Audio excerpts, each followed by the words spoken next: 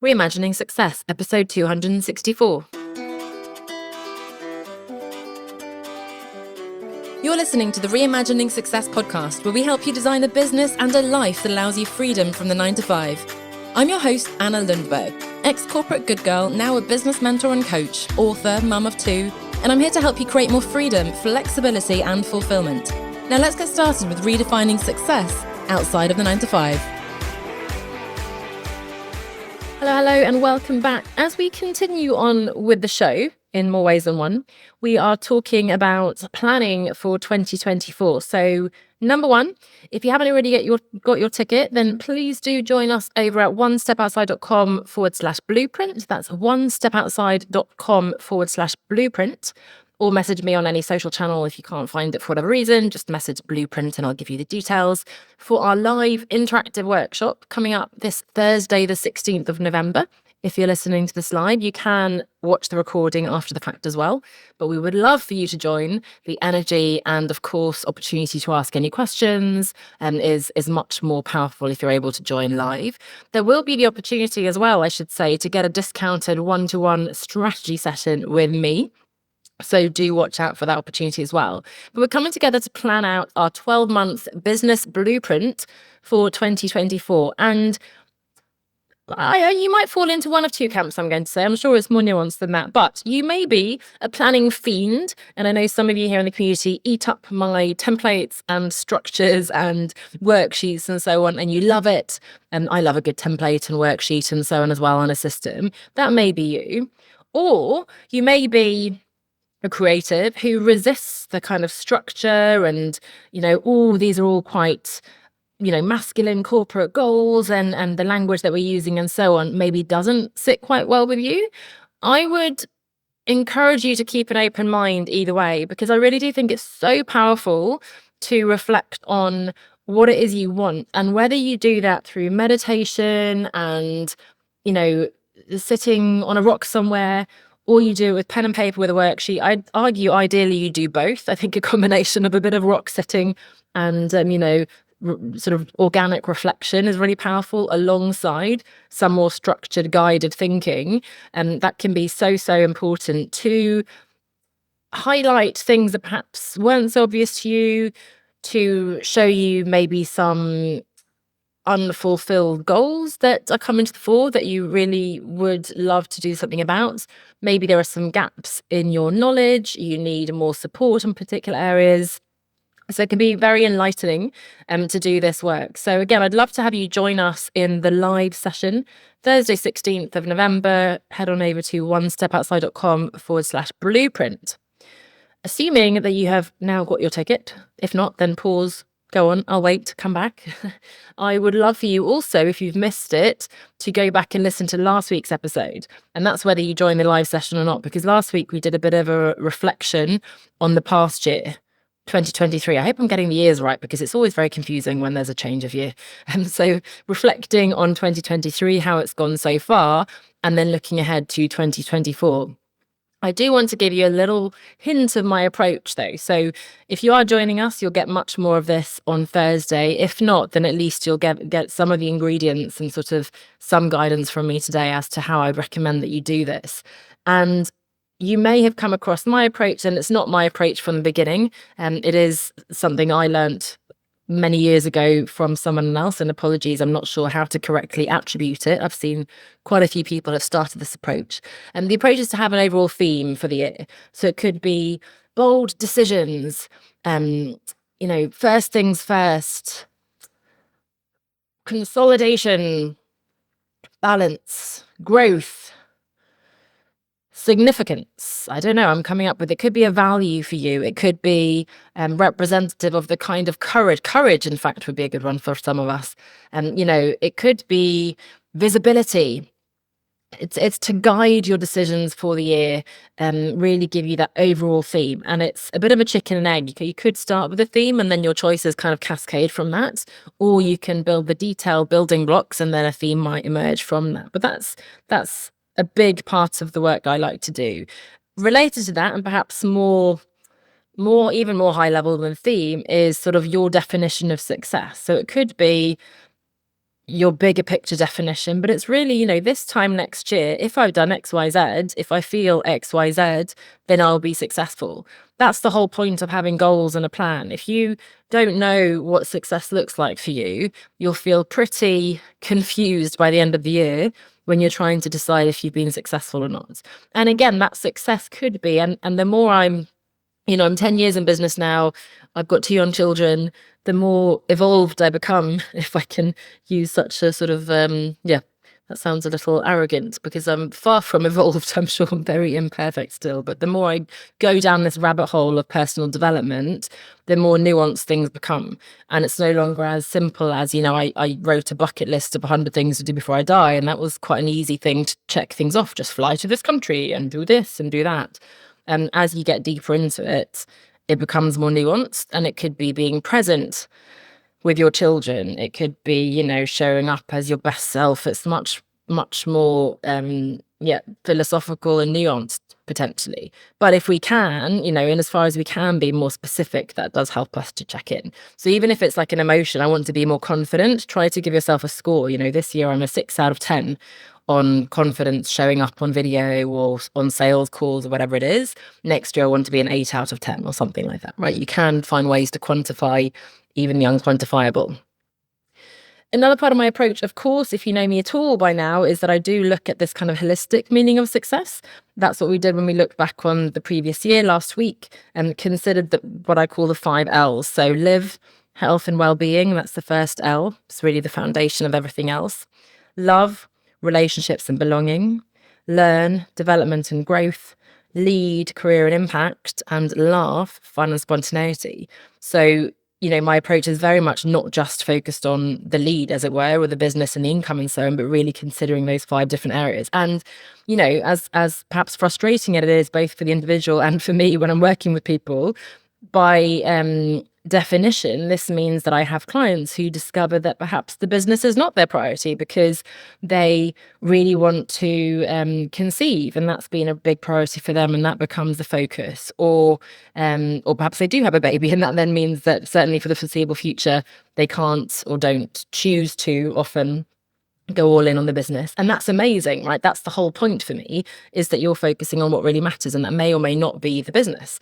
It may be that you choose to focus on your health. And while that's a part of the programs I offer, I'm certainly not an expert in either mental or physical health. And so perhaps that would be then working with somebody else. But nonetheless, that's the approach, right? To consider these different aspects of your life and always try to maintain what you would kind of call a balance insofar as that's possible. The next piece, though, is to consider your financial goals and really to have a target income. And we do this in much more depth in the workshop and in my programs. But, my pendulum on money has swung in both directions over the years. It went very hippie and, money doesn't matter, to actually, yes, it does matter when you built a big, expensive house. And more importantly, money means that you are successful. And I mean that, I'm doing quotation marks that you can't see. What I mean by that is, if I am making money, that is a very tangible measurement of the fact that I'm making a difference. Making money sustainably also means that I can continue to make a difference. If I'm so altruistic and pricing my services so low and so gentle in my sales tactics that I don't make enough money to survive, then I'm going to have to take a job. I'm going to stop doing this business, and I won't be able to help any more people doing this, work that I'm doing, right? So, money really is a sign that you are successful helping other people, which means that you can then continue to help people. So try, if you struggle with this, maybe you don't, but if you do, then try to see it as something far more significant than simply money. Now, if money drives you, then by all means, that's fine. But, certainly my naive abandonment of money for a period in my life wasn't so helpful. And I think it's important, we are adults after all, and we have bills to pay now more so than ever. And it's really important. That is a big consideration. And we've got our eyes open to taxes and expenses. And ideally, not just getting by, but actually I want to go for a massage once a month. I want to be able to go on holiday without really thinking about, the money. I want to be able to buy healthy choices in the supermarket and not have to buy the cheap processed stuff or whatever, right? So this can take all different forms for you. What money represents is far more important than money by itself, but the financial goals are really important. We also look at, and I think I'll do a deep dive on this soon on the podcast as well, but 5 different areas of the business. So we look at income, visibility, service, operations, and legacy.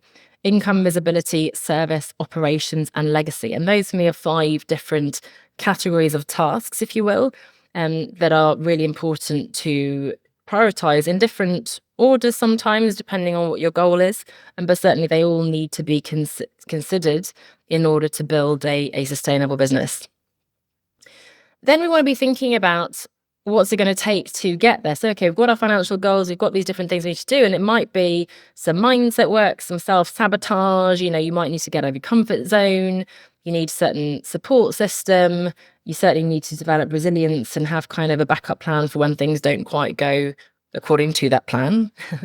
And really thinking about, okay, and this is one of my, I'd like to think quite unique spins on this. I really take the vision and the big picture goals and anchor them in very tangible daily targets, right? Really looking at how many hours, days do I want to be working, when do I want to take time off, plan that in first.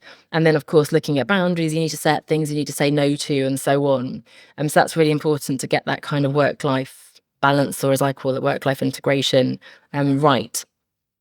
And then, because we're talking about our business blueprint, and this is what we'll be doing in the workshop, we will look at the whole year of sort of the seasons, the quarters, understanding what the focus will be. And, we do kind of ebb and flow. Our energy does. There is a rhythm, both in the day, the week, the year.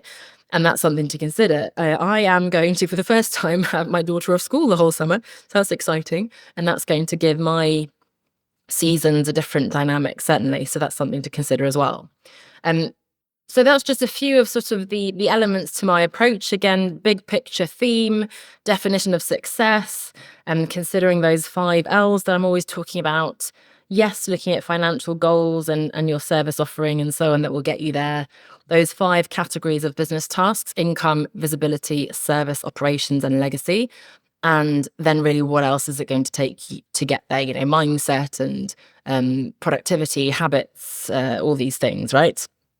And sort of the quarterly milestones as well, monthly, weekly, daily. And in fact, in my business incubator, we really have that weekly check-in. That's one of the biggest, I think, again, unique factors of it, getting that support of really having, and I was inspired for this by my personal trainer, who does a weekly check-in, every week to make sure that we're, how are you feeling about this? Where are you on that result? And that kind of support is just invaluable to really get you to where you need to be.